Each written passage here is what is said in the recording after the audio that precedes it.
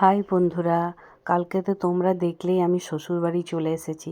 কেননা শ্বশুরবাড়িতে কার্তিক পুজো, আমার শ্বশুর মশাইয়ের পালি এই বছর, সেজন্য দুদিন আগেই চলে এসেছি। তো সকাল সকাল উঠে গিয়ে বাবা বলল, যা অনেক মৌসম্বি লেবুগুলো পেকে গেছে, সব তুলে নেগা। তো শুনে তো একদম দৌড়ে চলে এলাম ঝুড়ি নিয়ে পাড়তে। কেন এই রকম লেবু পাড়তে কার না ভালো লাগে? তোমাদের ভালো লাগে কিনা সেটা কমেন্ট করে জানিও। তো আমার তো এত আনন্দ লাগছে, বরকে বলছি তোমাকে পারতে হবে না, আমি পারবো। তো ছেলে এদিকে বলছে, মামুনি তুমি পেরো না, আমাকে পারতে দাও। আমি না না আমি পারবো। মা বেটাই ঝগড়া লেগে গেছে, ও বলছে আমি পারবো, ও বলছে আমি পারবো।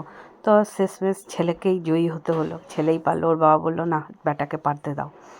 তো খুব আনন্দ লাগছিল, এত হয়েছে মৌসম্বি লেবু। তো অনেক কাঁচা আছে, তার মধ্যে আমি বললাম থাক পারিস না, পাকাগুলোই পেড়ে নে। তো আমার ছেলে ভেতরে ঢুকে ঢুকে পারছে।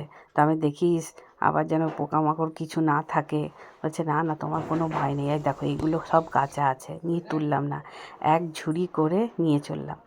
আর সেই রকম রস লেবুগুলোর, প্রচণ্ড রস। তো এই দেখো উঠোনে প্যান্ডেল অলরেডি শুরু হয়ে গেছে, বাঁশ টাঙানো হচ্ছে আজকে।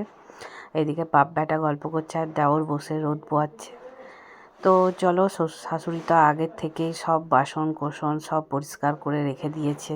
গিয়ে দেখছি সব রেডি, এই যে ভোগের বাসন। ব্লগটা কেমন লাগলো জানিও।